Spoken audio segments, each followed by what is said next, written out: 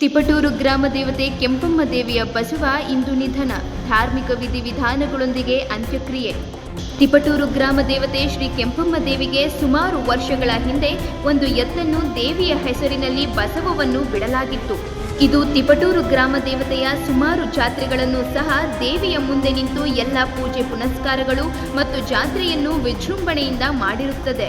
ಇದು ಇಡೀ ತಿಪಟೂರು ತಾಲೂಕಿನ ಎಲ್ಲ ಭಕ್ತರ ಮನೆಗೂ ತೆರಳಿ ಪೂಜೆಯನ್ನು ಪುನಸ್ಕಾರಗಳನ್ನು ಮಾಡಿಸಿಕೊಂಡು ಉತ್ತಮ ರೀತಿಯ ದೈವ ಸ್ವರೂಪವನ್ನು ಪಡೆದಿತ್ತು. ಕಾರಣಾಂತರದಿಂದ ಮತ್ತು ವಯೋಸಹಜ ಕಾಯಿಲೆಯಿಂದ ಬಳಲಿ ಇಹಲೋಕ ತ್ಯಜಿಸಿ ದೈವಾಧೀನವಾಗಿದೆ.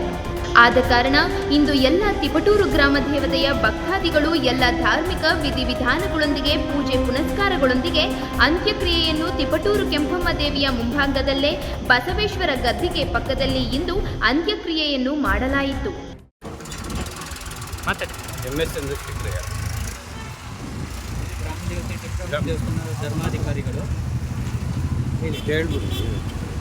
ಧರ್ಮಾಧಿಕಾರಿಗಳು ಇವರ ಸಾರಥ್ಯದಲ್ಲಿ ಗ್ರಾಮ ದೇವತೆಗೆ ನಮ್ಮ ಧರ್ಮ ಕಾರ್ಯದ ಪ್ರಕಾರ ಒಂದು ಎತ್ತನ್ನು ದೇವರ ಬಸವ ಅಂತ ಹೇಳಿ ಮುದ್ರೆ ಒತ್ತಿ ದೇವಸ್ಥಾನ ಬಿಟ್ಟಿದ್ವು.